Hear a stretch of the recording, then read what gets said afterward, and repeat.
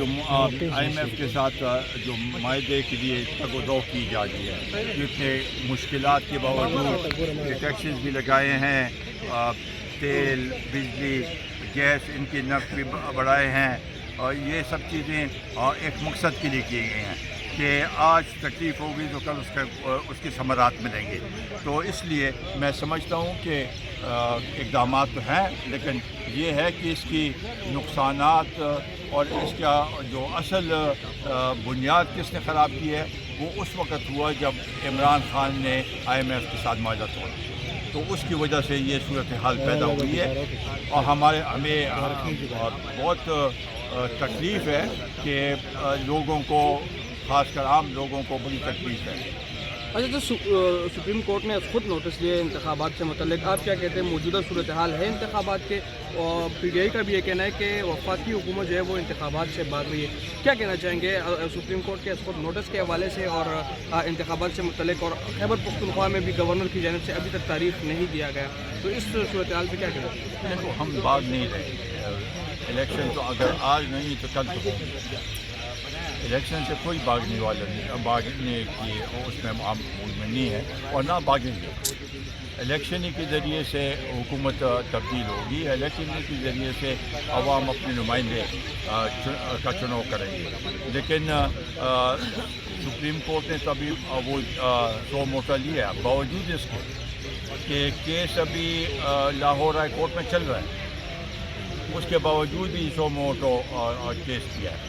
لیکن ہم یہ سمجھتے ہیں کہ وہ اگر انہوں نے لیے بھی ہے تو سب کی بات سنے، اور اس انصاف کا تقاضا یہ ہے کہ ایک ایسا فیصلہ ہو جس سے ملک کی معیشت بھی بہتری کی طرف جائے، اور عوام میں یہ جو بے چینی ہے یہ بھی ختم ہو، اور دوبارہ الیکشن ہو. یہ جو دو صوبوں کو اس نے ریزالو کیا، یہ ایک شخص کے انا کے لیے، اپنے انا کے لیے عمران نیازی نے دو حکومتوں کو ریزالو کیا وقت سے پہلے.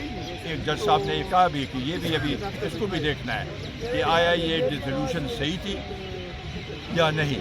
تو اس لحاظ سے ہم یہ سمجھتے ہیں کہ ملک میں الیکشن ہوں گے، وہ اس وقت ہوں گے جب حالات اس کے لیے بہتر. ابھی تو انہوں نے خود کہا تھا CCI میں کہ سینسس دوبارہ ہونا چاہیے، ڈیجیٹل سینسس 1 مارچ سے شروع ہوگی، وہ بھی ابھی کمپلیٹ نہیں ہوگی. اور یہ یہاں پر انتخابات چاہتے ہیں. جو بائی الیکشن ہوئے اس میں کیا ہوا؟ ایک سیٹ سے عمران 7 سیٹوں سے الیکشن لڑا، وہ سیٹیں ابھی خالی ہیں. انہوں نے نیشنل اسمبلی میں پہلے خود استعفے دیا، ابھی کہتے ہیں کہ نہیں ہمیں واپس بحال کرو. تو یہ تو ملک کے ساتھ مذاق ہے. ہم مذاق نہیں چاہتے، ہم چاہتے ہیں کہ ملک صحیح سمت میں چلے اور ملک میں ڈیموکریسی قائم ہو، ڈیموکریسی جنم لے، اور یہاں پر ایسے حالات نہیں پیدا ہو کہ کہیں اور سے حالات اور مزید خراب یا کوئی اور ایسے اقدامات ہوں جو کہ ڈیموکریسی کے لیے مفید نہیں ہو. جو بینچ تشکیل دیا گیا ہے اس سے مطمئن ہے آپ؟ وہ تو PDM کی 3 پارٹیوں نے اس کے اوپر اعتراض اٹھایا ہے، اور آپ کیا سمجھتے ہیں؟